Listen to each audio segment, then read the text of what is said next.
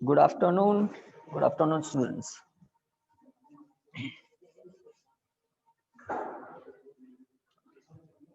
Duster से देखते हैं.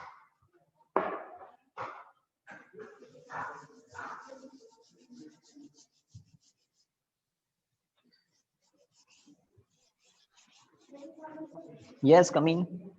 जल्दी आते जाओ.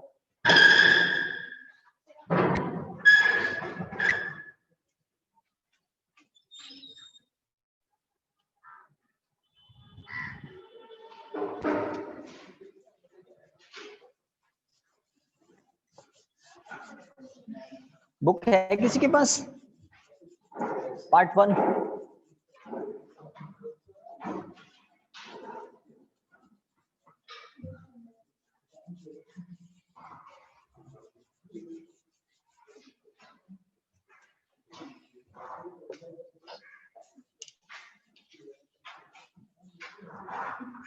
Thank you. कौन सा क्वेश्चन हो गया था? कर लिया सबको एडमिट? अच्छा, चैप्टर नंबर 6. Chapter number 6. नया चैप्टर भी स्टार्ट करेंगे आज हम. कुछ क्वेश्चंस तो बहुत इजी हैं, कुछ क्वेश्चंस में हमें थोड़ी मेहनत करनी पड़ेगी.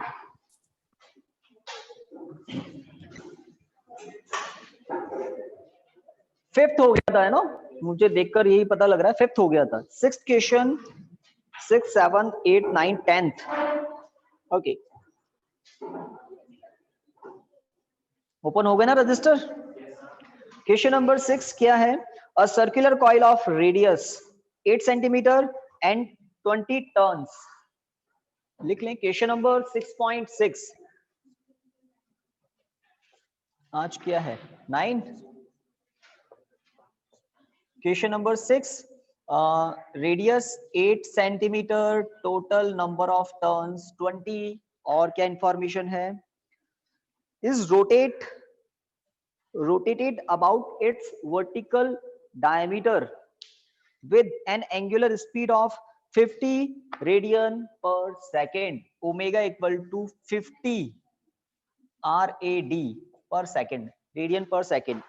और क्या है? In horizontal, uniform horizontal magnetic field of magnitude B equal to 3 into 10 to the power minus 2 tesla. ठीक है, आपको वो बताया था ना AC generator, alternating current generator. एक फॉर्मूला भी डेराइव किया था, EMF equal to EMF not sine omega t. सही है. एप्सिलॉन नॉट क्या होता है? Maximum N B A omega. थोड़ा बताइए. N B A omega, peak value of, है ना, इंड्यूस्ड ईएमएफ. ये एक्स्ट्रा बताया था मैंने आपको एसी जनरेटर. तो आई थिंक ये क्वेश्चन 6.6 यूज आ जाए. देखते हैं. If the coil forms closed loop of resistance 10 ohm, capital R of resistance 10 ohm. ये जो सर्कुलर लूप है जिसमें टोटल 20 टर्न्स हैं, मेटेलिक वायर से बना हुआ है, ऑफ रेजिस्टेंस 10 ओम. ठीक है. Calculate the maximum value of current in the coil. Calculate the average power loss due to joule heating. Where does this power comes? Okay, तो हमें क्या पता करना है? Imax. और क्या पूछा है? and average power loss. Power P average. ठीक है, एवरेज पावर लॉस पता करना है. इन इंफॉर्मेशन को यूज लेकर आप मैक्सिमम ईएमएफ पता कर सकते हैं. मैक्सिमम ईएमएफ क्या है? Epsilon not. इस मैक्सिमम ईएमएफ को जब आप पता करेंगे, ईएमएफ मतलब potential difference in volt, EMF को यूज लेकर, रेजिस्टेंस को यूज लेकर कोई भी करंट पता कर सकता है.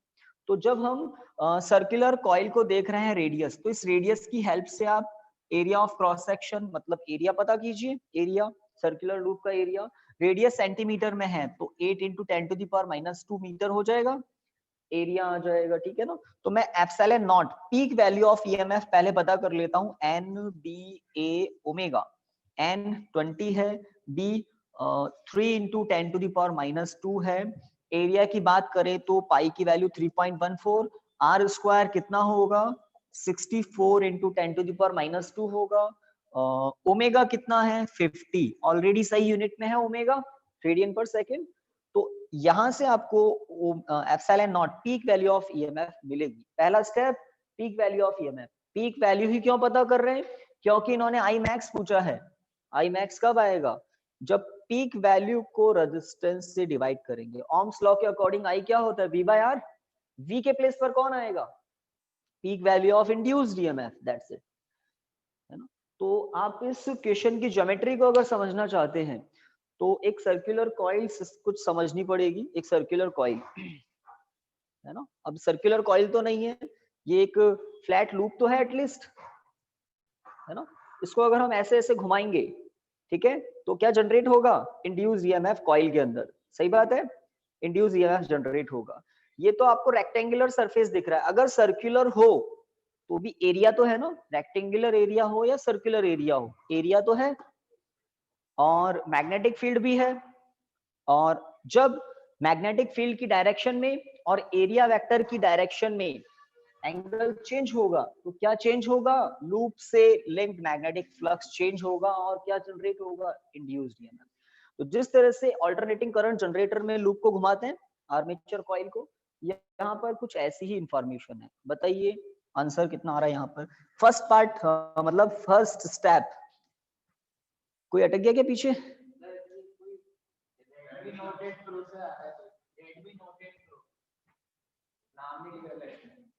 तो इनको करो, इन पता करते हैं कौन है, नहीं तो आउट कर देंगे। क्या नाम है इनका, करना। हाँ भाई आंसर बताइए, बड़ा टाइम लगा दिया, घर से बता सकते हैं आंसर कितना आ रहा है तो बताओ। एप्सिलॉन नॉट का आंसर कितना आ रहा है, हाँ किस नाम से, आप बोलो। हाँ भाई कौन है ये स्टूडेंट जो नए ऐड हुए हैं, रेडमी नोट 8 प्रो, यहीं पे है क्या कोई, रेडमी नोट 8 प्रो, जल्दी बताएं नहीं तो आपको, है ना, फिर विदाई दीजिए।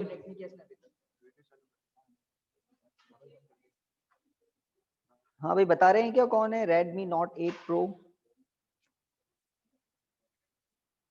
चलिए दीजिए विदाई। हाँ है ना, अपने नाम से आ जाएंगे अपने आप। 6 पॉइंट, ये लीजिए, और 10 टू द पावर कुछ भी नहीं वोल्ट, तो नियरली इक्वल टू 6 वोल्ट, है ना, 6.03 वोल्ट, 6 वोल्ट के आसपास है, ठीक है। रेजिस्टेंस कितना है, बहुत ही अच्छा रेजिस्टेंस है, आपको बस डेसिमल शिफ्ट करना है। तो मैक्सिमम करंट क्या होगा, peak value of EMF upon resistance. Loop में करंट की मैक्सिमम वैल्यू आपके सामने इस फॉर्मूले से आएगी। तो एप्सिलॉन नॉट की वैल्यू आपने पता लगाई, ये एप्सिलॉन नॉट आप इलेक्ट्रिक परमिटिविटी मत समझ लेना, peak value of induced EMF है ये, peak value of induced EMF. तो 6.03 अपॉन 10 सॉरी, तो क्या लिखें 0.603 एम्पियर, है ना, करंट है ना, चेक कर लेना, आंसर आना चाहिए शायद। एवरेज पावर, भाई पावर क्या होता है, 10th क्लास में पढ़ते हैं ना, इलेक्ट्रिक पावर क्या होता है, आई स्क्वायर आर, टी नहीं वो तो हीट आ जाती है ना, आई स्क्वायर आर, तो आई स्क्वायर आर, बट यहाँ तो एवरेज पावर पता करना है, तो करंट जीरो भी होता है मैक्सिमम भी होता है, तो एवरेज पावर क्या हो जाएगा, हाफ। एवरेज पावर क्या होगा, जीरो और मैक्सिमम का हाफ क्या होगा, half, half I square I max square I square R, है ना, मैक्सिमम पावर जो है उसका हाफ, एवरेज, एवरेज पावर पूछ रहे हैं ना ये, इसलिए I square R, I square R maximum power है, और मिनिमम पावर जीरो भी होगा जब करंट जीरो होगा, करंट जीरो भी होता है, करंट मैक्सिमम भी होता है, तो एवरेज क्या हो जाता है, जीरो और मैक्सिमम का एवरेज क्या होगा, हाफ ऑफ मैक्सिमम। तो एवरेज पावर आपको इससे मिल जाएगा। आई मैक्स स्क्वायर आर और बाहर है 0.60। हाँ भाई देख लो देख लो देख लो भाई, घर पे इतने बच्चे हैं, थोड़ा बताओ ना, एप्सिलॉन नॉट की वैल्यू कैलकुलेट करके बताओ सही सही, इतना टाइम लगा दिया।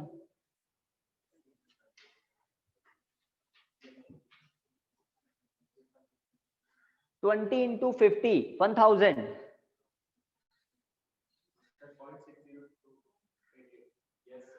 ठीक है, समझ गए ना? राउंडिंग ऑफ करके 3 कर सकते हैं, तो डेसिमल शिफ्ट करना है तो ये लीजिए यहां पर। अब मैं इसको 10 टू द पावर में लिखूं या 0.06 एम्पियर, दैट्स इट। पावर भी निकाल लेंगे, सब कर लेंगे। आप थोड़ा सा ध्यान रखें, एग्जाम में क्वेश्चन आएगा आपके पास, क्वेश्चन रीड करके जो गिवन है केयरफुली लिख लें, फिर देखकर पता लग जाएगा किस चैप्टर से रिलेटेड इंफॉर्मेशन है, एटलीस्ट इतना तो सबको पता लग जाएगा किस चैप्टर से रिलेटेड इंफॉर्मेशन। ठीक है, फिर आपसे पूछा क्या है उससे पता लगेगा कि आपको फॉर्मूला कौन सा यूज लेना है। तो आपसे मैक्सिमम करंट पूछा है, तो मैक्सिमम करंट क्या होता है?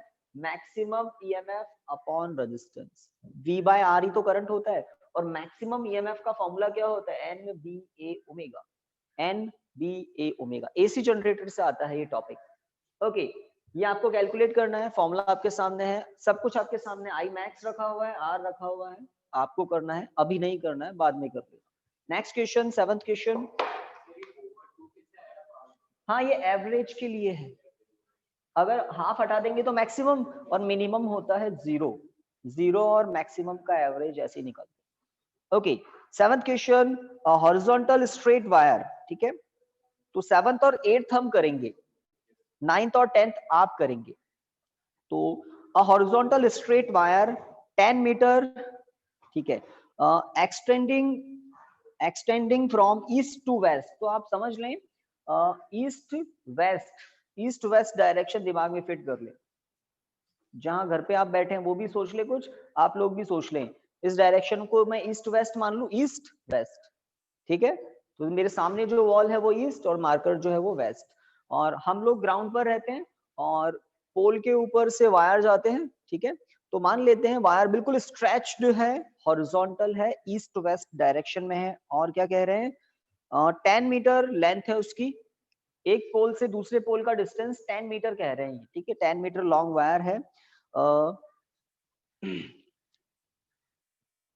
ये क्या चक्कर है, मतलब ये पोल टू पोल कनेक्टेड नहीं है ना, ये तो एक कंडक्टर है 10 मीटर लॉन्ग, और उसको ड्रॉप कर दिया, और वो किस स्पीड से गिर रहा है?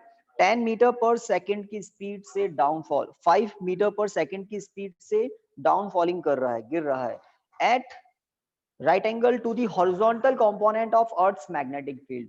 अर्थ के मैग्नेटिक फील्ड का जो हॉरिजॉन्टल कंपोनेंट होता है BH, वो BH इसके मोशन की जो डायरेक्शन है उसके परपेंडिकुलर है, तो V और B म्यूचुअली परपेंडिकुलर है। ठीक है, और क्या पूछा है? What is the instantaneous value of induced EMF in the wire, in the conductor? तो आपको याद आ रहा है कि स्ट्रेट कंडक्टर के मोशन में से रिलेटेड टॉपिक किया था, और उस टॉपिक का आंसर था या फाइनल रिजल्ट था EMF equal to VBL, VBL। whenever a conductor moves perpendicular to the direction of magnetic field, an EMF induced between the ends of the conductor which is given as, आपको V की value बताइए 5, आपको B की value भी बताई है, कितनी है? 0.3 इंटू 10 टू द पावर -4। ये क्या चक्कर है? Weber into metre square. ठीक है, ठीक है, ये वेबर इंटू मीटर स्क्वायर भी गलत नहीं है। लेंथ कितनी है? 10 मीटर। आप ईएमएफ पता लगा सकते हैं कितना है, ऑरली बता दो। V 5 है, B की value 3 into 10 to the power -5 है, L है 10, 1.5 इंटू 10 टू द पावर। ठीक है, जो भी आप कहें वो सही है। सेकंड पार्ट कह रहे हैं what is the direction of this induced EMF. आपको एक दिन फ्लेमिंग्स राइट हैंड रूल बताया था, Fleming's right hand rule. Thumb बताता है पता नहीं किसको,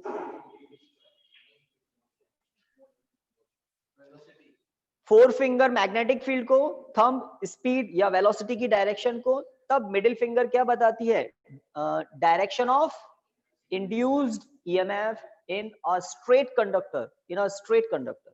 तो आपने ईएमएफ पता लगाया 1.5 इंटू 10 टू दी पावर, वापस बताओ, -3 वोल्ट ऐसा कह रहे हैं, ठीक है चेक कर लेना। हाँ, इस इंड्यूस्ड ईएमएफ की डायरेक्शन क्या होगी, तो आपको क्या बताया है, जो मेटल का वायर है वो ईस्ट टू वेस्ट डायरेक्शन में है, डाउनफॉल कर रहा है, गिर रहा है नीचे की तरफ, स्पीड इधर है v, है ना। मैग्नेटिक फील्ड किधर होगा, डॉट या क्रॉस, मैग्नेटिक फील्ड किधर होगा, परपेंडिकुलरली आउटवर्ड होगा या परपेंडिकुलरली इनवर्ड होगा। अगर आप ईस्ट की तरफ फेसिंग करते हैं तो आपका लेफ्ट हैंड नॉर्थ को बताता है, नॉर्थ नॉर्थ को बताता है ना, और नॉर्थ डायरेक्शन में अर्थ का कौन सा पोल है, साउथ पोल है, साउथ पोल है। तो यहां पर मैग्नेटिक फील्ड, जो हॉरिजॉन्टल मैग्नेटिक फील्ड है BH, वो किस डायरेक्शन में होगा, परपेंडिकुलरली इनवर्ड। क्यों, क्योंकि आप अगर ईस्ट की तरफ फेसिंग करते हैं तो लेफ्ट हैंड किसको शो करता है, नॉर्थ को। डायरेक्शन सेंस ऐसे ही करते हैं, अगर आप ईस्ट की तरफ फेसिंग कर रहे हैं तो आपका लेफ्ट हैंड ऑलवेज किसको पॉइंट करता है, नॉर्थ डायरेक्शन को। नॉर्थ डायरेक्शन में अर्थ के कौन से मैग्नेटिक पोल की प्रेजेंस है, साउथ पोल की प्रेजेंस है। साउथ पोल में मैग्नेटिक फील्ड लाइंस जाएगी ना, यहाँ से नॉर्थ पोल से साउथ पोल की तरफ अंदर जाएगी, तो क्रॉस क्या बता रहा है, direction of magnetic field BH। मैंने दो डायरेक्शन आपको दिखा दी, V का डायरेक्शन दिख रहा है, क्रॉस मतलब B का डायरेक्शन। आप बताइए इंड्यूस्ड ईएमएफ किस डायरेक्शन में होगा, according to Fleming's right hand rule, है ना। तो सेट करें कुछ, थंब बताता है मोशन को, ये मैंने कर दिया फिट। थंब डाउनवर्ड है, four finger perpendicularly inward, cross है ना, तो मेरी मिडिल फिंगर जा रही है west to east, west to east, west to east, answer आ गया, है ना, वेस्ट टू ईस्ट, बिल्कुल सही है, बस ठीक है।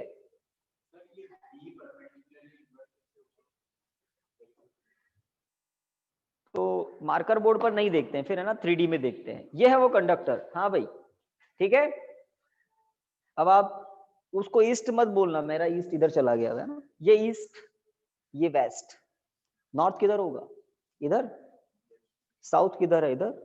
हाँ, तो नॉर्थ मतलब north direction, north direction, north direction में अर्थ का मैग्नेटिक साउथ है, और साउथ पोल से मैग्नेटिक फील्ड लाइंस निकलती है या अंदर जाती है, साउथ पोल में मैग्नेटिक फील्ड लाइंस अंदर जाती है, तो वहां जो अपोजिट नॉर्थ पोल है मैग्नेटिक, वहां से मैग्नेटिक फील्ड लाइंस निकलकर साउथ पोल की तरफ जाएगी ना। तो अर्थ के सरफेस पर जो मैग्नेटिक फील्ड की डायरेक्शन है वो किस तरफ है, इधर से इधर है ना, तो क्रॉस वही तो है, ठीक है ना। तो क्वेश्चन नंबर जो भी था ये 7th क्वेश्चन था। फर्स्ट पार्ट तो बहुत इजी है, आप मैग्नीट्यूड निकाल देंगे। डायरेक्शन के लिए यूज लेना पड़ेगा फ्लेमिंग्स राइट हैंड रूल। एक फ्लेमिंग्स लेफ्ट हैंड रूल भी होता है 4th चैप्टर में, है ना। करंट कैरिंग कंडक्टर अगर मैग्नेटिक फील्ड में है तो उस पर मैग्नेटिक फोर्स एक्ट करता है, उसकी डायरेक्शन के लिए फ्लेमिंग्स लेफ्ट हैंड रूल है। इंड्यूस्ड ईएमएफ, अगर किसी स्ट्रेट कंडक्टर के इंड्यूस्ड ईएमएफ की बात करें तो उसकी डायरेक्शन पता लगाने के लिए फ्लेमिंग्स राइट हैंड रूल। कौन किसको रिप्रेजेंट करता है पता होना चाहिए, थंब V की डायरेक्शन को, four finger always magnetic field को, तब मिडिल फिंगर बताती है डायरेक्शन ऑफ इंड्यूस्ड ईएमएफ। एक और बात पूछ रहे हैं, which end of the wire is at higher potential, higher electric potential. तो बताइए कौन सा वाला एंड हायर पोटेंशियल पर होगा, ईस्ट साइड में या वेस्ट साइड में।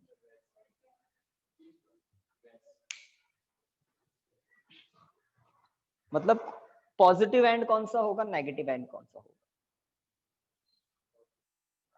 बी की डायरेक्शन परपेंडिकुलरली इनवर्ड है, V की डायरेक्शन डाउनवर्ड है।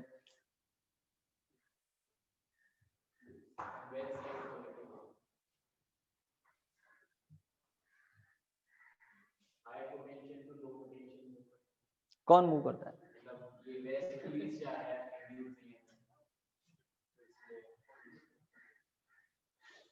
हाँ भाई, ईस्ट पर पॉजिटिव होगा और वेस्ट पर नेगेटिव होगा। ये कह रहे वेस्ट पर पॉजिटिव होगा, ईस्ट पर नेगेटिव होगा। घर से कोई बोलिए भाई, या आज भी ऑडियो आ नहीं रहा है मुझे लगता है। नहीं, एक दिन हुआ था, मुझे किसी की आवाज नहीं आ रही, पता नहीं कोई बोल रहा है क्या वहां से।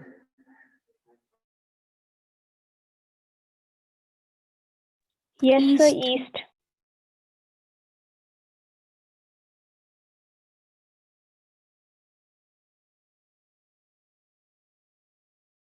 कुछ तो हाँ भाई, तो देखिए इलेक्ट्रॉन्स जहां एक्यूमुलेट होते हैं वो नेगेटिव एंड हो जाता है और उसके अपोजिट पॉजिटिव एंड। तो इलेक्ट्रॉन कहाँ एक्यूमुलेट होंगे वो सोचिए ना आप। तो इलेक्ट्रॉन कहाँ एक्यूमुलेट होंगे, एक मिनट, आपको पता है ना, Fm equal to Q V cross B, Q के प्लेस पर माइनस ई। अब जो डाउनवर्ड डायरेक्शन है उसको आप नेगेटिव जे कैप मान लो, कुछ तो मानो, यहाँ नीचे की तरफ माइनस जे कैप, इस डायरेक्शन को प्लस आई कैप मान लो और पीछे वाली डायरेक्शन को माइनस आई कैप। सही बात। परपेंडिकुलरली आउटवर्ड प्लस के कैप, परपेंडिकुलरली इनवर्ड, सब पता है आपको। हाँ, तो वी वेक्टर के प्लेस पर क्या लिख सकते हैं, v माइनस जे कैप, है ना। तो v बाहर, b भी बाहर। v वेक्टर के प्लेस पर आप कह रहे हैं माइनस जे कैप और b वेक्टर के प्लेस पर माइनस के कैप। परपेंडिकुलरली आउटवर्ड प्लस के कैप है, परपेंडिकुलरली इनवर्ड माइनस के कैप है, माइनस के कैप। ठीक है, तो 3 बार माइनस है ना, माइनस ई वी बी, जे क्रॉस आई कैप। अब वही सर्कल आपको पता है, आई जे के, जे क्रॉस के, जे क्रॉस के क्या होता है, आई कैप, आई कैप। अब माइनस आई की डायरेक्शन में इलेक्ट्रॉन्स चले जाएंगे, माइनस आई की डायरेक्शन में इधर इलेक्ट्रॉन्स एक्यूमुलेट होंगे, तो ये वाला एंड हो जाएगा हायर पोटेंशियल वाला। इलेक्ट्रॉन्स जिधर फोर्स लग रहा है इलेक्ट्रॉन पर उधर तो जाएंगे, तो इलेक्ट्रॉन्स कहाँ जाएंगे, आई कैप, और नेगेटिव है ना, इस डायरेक्शन में इलेक्ट्रॉन एक्यूमुलेट होंगे, तो हायर पोटेंशियल वाला एंड कौन सा हो जाएगा, east and will be at high electric potential. ठीक है, तो ये जो नॉलेज है ना डायरेक्शन सेंस की, वो आपको सोचनी होती है। Yes, question number 6.8, current in a, आप में से कोई सही भी बोल रहा था, कौन, आप कह रहे थे शायद हायर पोटेंशियल, कुछ सोच रहे थे। हाँ, current in a circuit falls from 5 ampere to 0 ampere in 0.1 second if an average EMF of 200 volt induced. Give an estimate of the self inductance of the coil. Self inductance L पूछ रहे हैं। आपको पता है क्या, phi m is proportional to I and Li। ठीक है, यहां पर करंट के प्लेस पर अगर चेंज इन करंट कह दें तो मैग्नेटिक फ्लक्स के प्लेस पर आप क्या लिखेंगे, change in magnetic flux, change in magnetic flux, change in current, और ये पता करना है सेल्फ इंडक्टेंस। तो किसी सर्किट में, नहीं ये तो सही है, phi is proportional to I, proportionality constant L, है ना। अब आपको करंट की इंफॉर्मेशन तो पूरी दे दी, क्या फ्लक्स की दी है क्या, या कोई दूसरा फॉर्मूला यूज लें,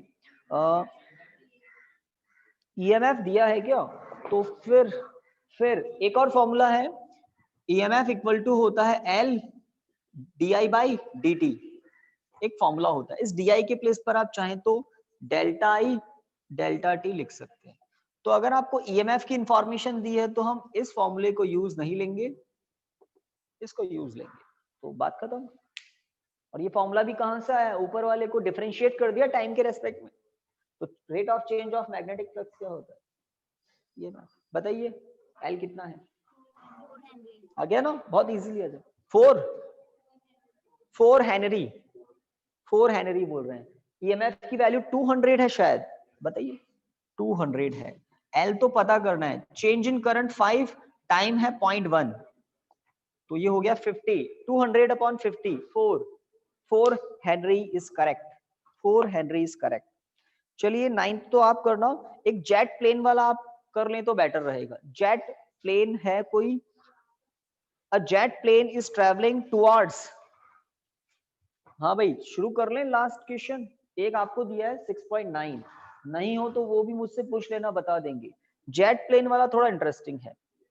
जो प्लेन है उसके विंग्स मेटेलिक होते हैं और अर्थ के हॉरिजॉन्टल या वर्टिकल मैग्नेटिक फील्ड को यूज लेकर, जेट प्लेन के विंग्स की लेंथ को यूज लेकर, जेट प्लेन की स्पीड को यूज लेकर, VBL, length of wing, speed of wing, magnetic field of earth, इन तीनों को यूज लेकर हम EMF पता करेंगे इस फॉर्मूले से, है ना। तो कैसे देखते हैं, a jet plane is travelling towards west at, towards west, है ना। कभी भी जेट प्लेन आपको टुवर्ड्स साउथ या टुवर्ड्स नॉर्थ नहीं बोलेंगे, क्योंकि इस डायरेक्शन में तो मैग्नेटिक फील्ड होता है, उसके परपेंडिकुलर जा रहा है जेट। टुवर्ड्स वेस्ट, या तो टुवर्ड्स ईस्ट बोलेंगे या वेस्ट, जो भी है। ओके, स्पीड लिख लो, v equal to 1800 kilometre per hour, 1800 kilometre per hour, है ना। लिख लिया? यस, इधर से आप बताइए Asma, how many metre per second, कोई बोलेगा नहीं। सही है, बिल्कुल सही है। किससे प्रोडक्ट किया, 5/18 से। लिख लो, equal to 500 metre per second. What is the voltage difference developed between the ends of the wings having a span? Span मतलब है ना फैलाव, एक तरह से लेंथ। तो स्पान कितना है इसका, L इक्वल टू लिखें 25 metre, wing having a span of, span समझ गए ना, दोनों जो विंग्स है ना लेफ्ट राइट, उनका पूरा स्पान कितना है 25 metre, comma, if the earth's magnetic field at the location having a magnitude of B equal to, लिखिए capital B equal to 5 into 10 to the power minus 4 Tesla, capital B equal to 5 into 10 to the power minus 4 tesla. Delta angle of dip आपको given है 30 degree, उस place का angle of dip delta कितना है 30 degree. अब मुझे बताइए आप BH यूज लेंगे या BV यूज लेंगे?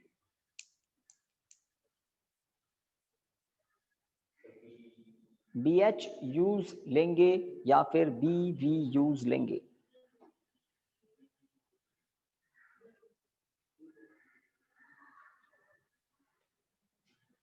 BH यूज लेंगे या BV यूज लेंगे?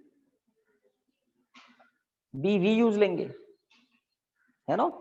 तो मान लेते हैं ये विंग्स का स्पान है और ये इधर जा रहा है, तो जो परपेंडिकुलर मैग्नेटिक फील्ड है उसको यूज लेंगे आप, ऐसा।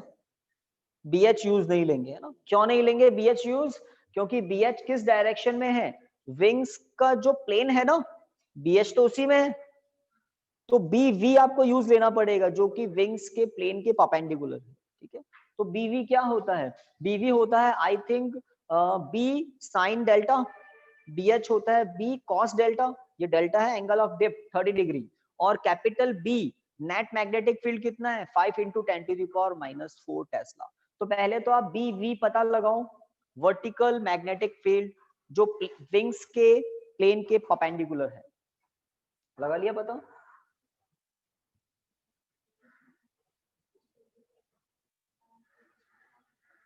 साइन 30 हाफ ही तो होता है, तो 5/2 2.5 into 10 to the power minus 4। चलिए फॉर्मूला वेट कर रहा है, V 500, BV, B के प्लेस पर BV 2.5 into 10 to the power minus 4, length कितनी है 25, तो प्रोडक्ट करना है आपको 500 into 2.5 into 10 to the power minus 4 into 25, है ना। जो हमारे नॉर्मल सेल होते हैं ना, सेल यूज लेते हैं रिमोट्स में, उनका वोल्टेज कितना होता है 1.5 आई थिंक होता है ना 1.5 वोल्ट। अब देखते हैं ये जो जेट प्लेन है इसके विंग्स जो हैं उसका end to end potential difference कितना होगा।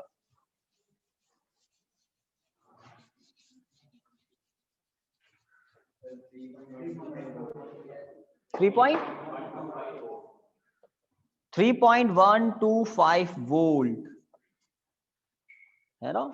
इतने वोल्टेज से बहुत सारे हमारे घर में गैजेट्स काम करते हैं। नॉर्मली जो रिमोट्स हैं वो तो काम करते हैं, 2 सेल लगाते हैं 1.5 पे 3 वोल्ट पर वो ऑपरेट होते हैं। तो इतना पोटेंशियल डिफरेंस जनरेट हो जाता है। अर्थ का मैग्नेटिक फील्ड, जेट की स्पीड, इन दोनों का रोल है, और लेंथ भाई स्पान का भी रोल है। बिल्कुल ठीक है।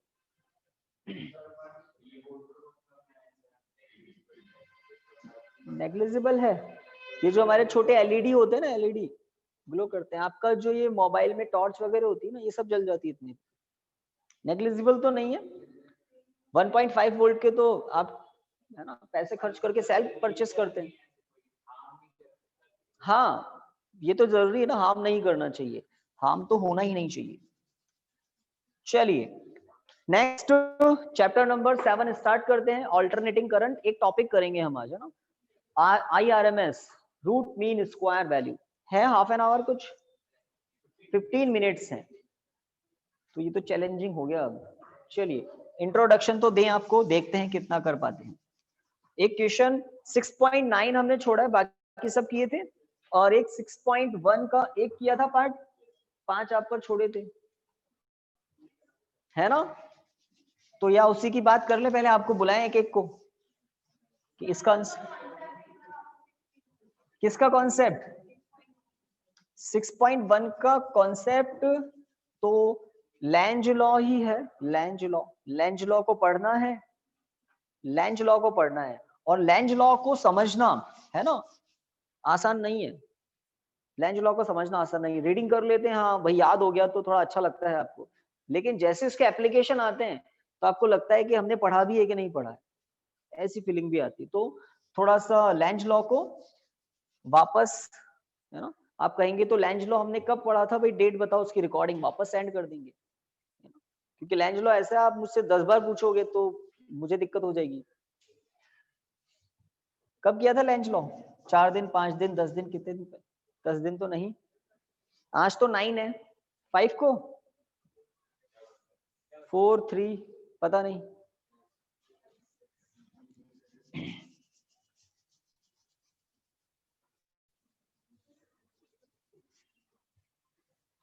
मेरे हिसाब से सेकंड क्लास में हो गया था लेंज लॉ पर। लॉज ही तो थे फर्स्ट, फैराडे फर्स्ट क्लास में आ गया था लेंज लॉ। 6 चैप्टर कब स्टार्ट हुआ था ये पता है आपको? डेट बताइए। चलिए तो बिल्कुल ठीक है, व्हाट्सएप ग्रुप में जो मैसेज किया उससे पता लग जाएगा। फर्स्ट क्लास की रिकॉर्डिंग सेंड कर देंगे, उसका लास्ट पार्ट रिवाइज कर लेना। लेंज लॉ स्टार्टिंग में फैराडे लॉ बहुत ठीक है, आप कर लेंगे 2 जनवरी, ठीक है। तो चैप्टर नंबर 7 अल्टरनेटिंग करंट बात करें कुछ। तो चैप्टर नंबर 7 इन शॉर्ट आप क्या कहते हैं? AC, alternating current. कुछ लोग बोलते हैं एसी करंट, सही बात है क्या? एसी करंट, ये सी फॉर करंट ही तो है, सी फॉर करंट ही है। तो alternating current AC, alternating current AC. तो डेफिनेशन की बात करें तो हम कहते हैं the current whose magnitude and direction changes sinusoidally। Mathematics में बच्चे कॉस के और साइन के ग्राफ बनाते हैं ना, तो the current whose magnitude and direction changes sinusoidally is called alternating current। अगर I alternating current है और इसकी मैक्सिमम वैल्यू I नॉट है, ठीक है, तब किसी इंस्टेंट टी पर, है ना, if I be the instantaneous value of, instantaneous समझते ना किसी मोमेंट पर, instantaneous value of alternating current. Instantaneous value को क्यों इंपॉर्टेंस देते हैं? क्योंकि डेफिनेशन में देखो ना, the current whose magnitude and direction changes sinusoidally, इस तरह से। तो मैग्नीट्यूड चेंज ही होता जा रहा है कंटिन्यूअसली, तब हम इंस्टेंटेनियस करंट को इंपॉर्टेंस देते हैं, चेंज होता जाता है इसलिए। और ये है मैक्सिमम वैल्यू, पीक वैल्यू, आप समझ सकते हैं। ये जो एंड आपको दिख रहा है ना, यहाँ पर है प्लस आई नॉट, यहाँ पर है माइनस आई नॉट, इस तरह से मैक्सिमम वैल्यू है। और फिर एक फैक्टर आता है साइन ओमेगा टी, साइन की मैक्सिमम वैल्यू +1 और मैक्सिमम नेगेटिव वैल्यू -1। तो ये +1 से -1 के बीच में होता है। तो ये वो फंक्शन है जो इस करंट को कैसा बना देता है, ऑल्टरनेटिंग, साइन्यूसॉइडली चेंज होने वाला। ठीक है, यहाँ पर अब इन दोनों टर्म्स को देख लो। तो टी तो है वो इंस्टेंट जिस पर आप कह रहे हैं कि ये इंस्टेंटेनियस करंट है। Time change current change, time change current change. Omega को हम कहते हैं इन रेडियन पर सेकेंड। कुछ एंगुलर फ्रीक्वेंसी होती है इन रेडियन पर सेकेंड, और इंडिया में आपको कहते हैं हम 50 रेडियन पर सेकेंड। हर्ट्ज तो फ्रीक्वेंसी होती है। देखिए ओमेगा इक्वल टू हम कहते हैं 2 पाई एफ। ये जो एफ है ना, ये प्योरली फ्रीक्वेंसी होती है। एफ को कुछ लोग कहते हैं 1/T, तो गलत नहीं है। फ्रीक्वेंसी टाइम पीरियड रेसिप्रोकल होते हैं। तो ओमेगा को हम ऐसा भी तो लिखते हैं, है ना, angle upon time, angular speed, angular frequency भी इसको कहते हैं। तो कुल मिलाकर ये क्या है, नाम बोल दो भाई, इंस्टेंटेनियस वैल्यू ऑफ एसी। क्या है, instantaneous value of AC, maximum value और peak value of AC, angular frequency, angular speed, angular frequency कहेंगे इस चैप्टर में हम टाइम, द इंस्टेंट, टाइम और द इंस्टेंट। ठीक है, तो किसी भी मोमेंट पर ऑल्टरनेटिंग करंट की इंस्टेंटेनियस वैल्यू के लिए हम ये इक्वेशन, इस इक्वेशन की हेल्प लेते हैं, मैक्सिमम वैल्यू। और आपको फैक्टर पता ही है, +1 से -1 के बीच में है। तो ये फ्लक्चुएशन जो दिख रहा है ना, ये +1 से -1 के बीच में ही रहते हैं। ओके, +1 तो फैक्टर है, आई नॉट की मैक्सिमम वैल्यू को प्रोडक्ट करना होता है। अब अगर मैं आपसे कहूं डीसी क्या होता है, डीसी डायरेक्ट करंट है ना, डायरेक्ट करंट, डायरेक्ट करंट, बताइए डेफिनेशन।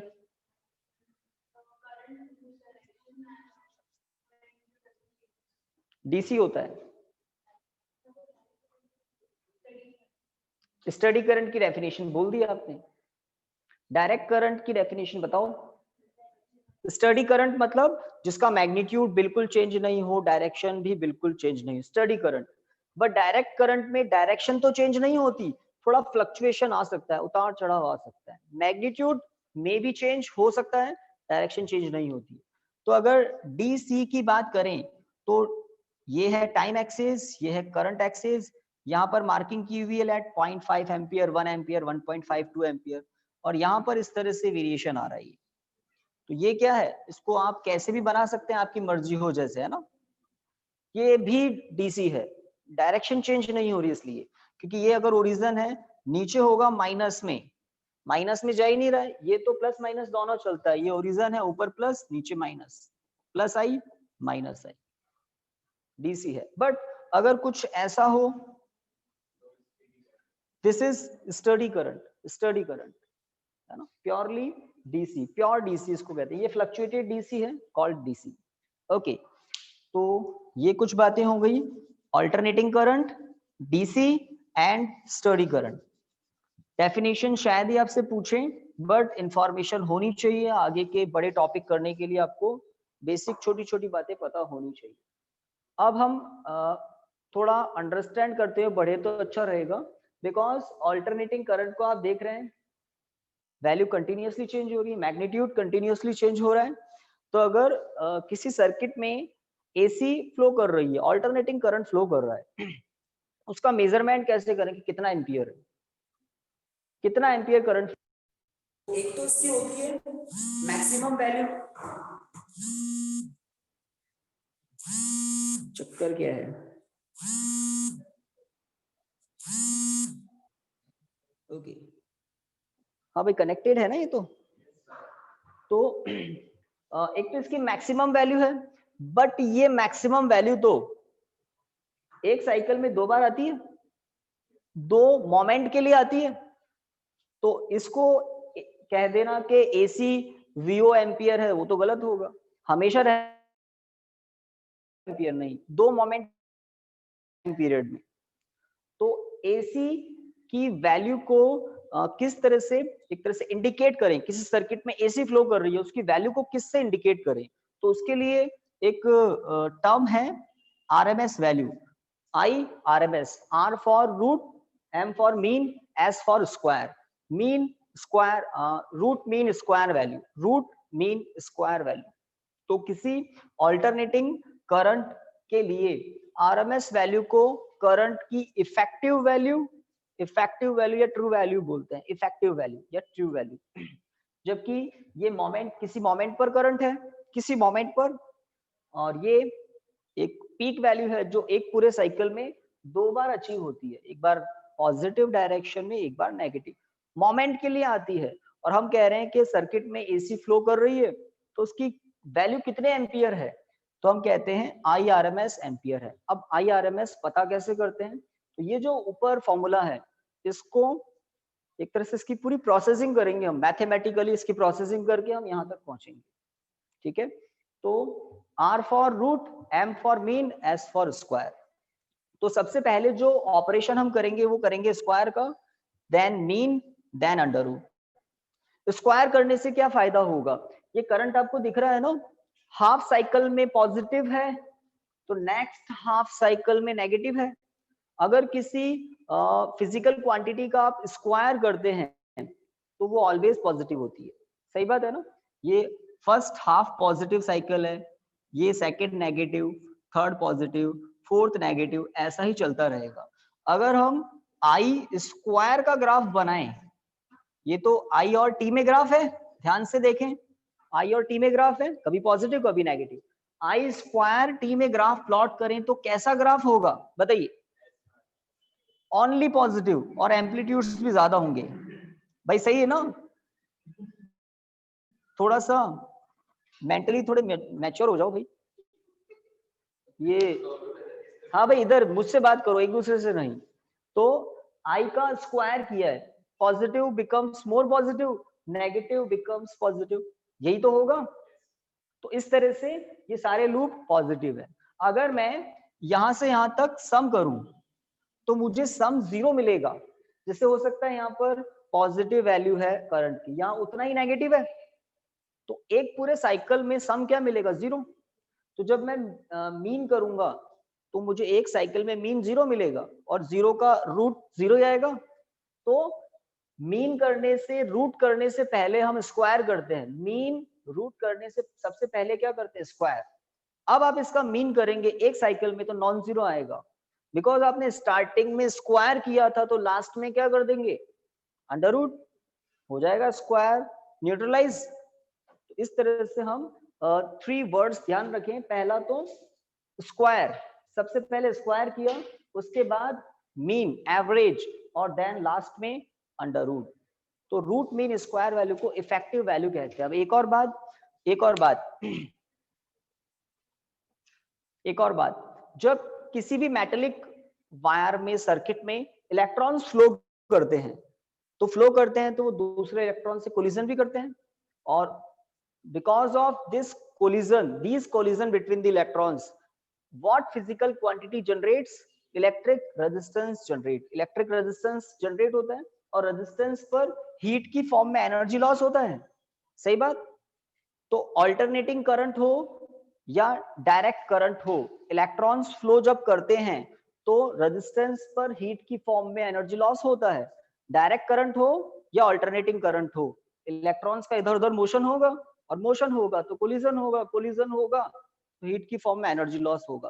तो ये जो हीट की फॉर्म में एनर्जी लॉस होता है, ये कॉमन है, एसी में भी डीसी में भी कॉमन है। तो इस हीट एनर्जी के बेसिस पर हम बताते हैं definition of IRMS, root mean square value. IRMS की डेफिनेशन क्या है, the IRMS or root mean square value is the effective value of AC, which generates equal amount of heat energy in equal time interval as DC generates। अगर किसी circuit में एक resistance है, ध्यान से समझें, आर रेजिस्टेंस है, 2 ओम 5 ओम कुछ भी हो सकता है, यहां पर हमने एक डीसी सोर्स कनेक्ट कर दिया, जो बैटरीज होती है ना, जो केमिकल एनर्जी से इलेक्ट्रिकल एनर्जी देती है, वो कैसा वोल्टेज और कैसा करंट देती है? Direct voltage, direct current. तो यहां पर हमने आई करंट फ्लो किया, आई डीसी डायरेक्ट करंट, कितने टाइम तक? लेट डेल्टा टी टाइम तक। डेल्टा टी कुछ भी हो सकता है, 5 सेकेंड, 10 सेकेंड, है ना, 1 मिनट, ओके। तो जो हीट एनर्जी प्रोड्यूस होगी उसका फॉर्मूला बताओ भाई, 1 मिनट शांति से, कौन बताना चाहता है? सर्किट में सब कुछ दिख रहा है, I square, I DC square R into delta T, यही होगी हीट एनर्जी। अब सेम सर्किट में मैं यहाँ सोर्स जो है ना, वो ऑल्टरनेटिंग सोर्स कनेक्ट कर रहा हूँ, ध्यान से देखें, रेजिस्टेंस वही है, ऑल्टरनेटिंग सोर्स के लिए ये सिंबल यूज लिया जाता है। यहाँ पर आई एसी में भी मैं क्या कह रहा हूँ, करंट की वैल्यू आरएमएस वैल्यू, क्योंकि एसी की वैल्यू तो कंटिन्यूअसली चेंज होती रहती है, तो करंट की इफेक्टिव वैल्यू, ऑल्टरनेटिंग करंट की इफेक्टिव वैल्यू होती है आईआरएमएस। तो अगर आईआरएमएस फ्लो कर रहा है तो डेल्टा टी टाइम में हीट एनर्जी कितनी होगी? I RMS square into R into delta T, सही है।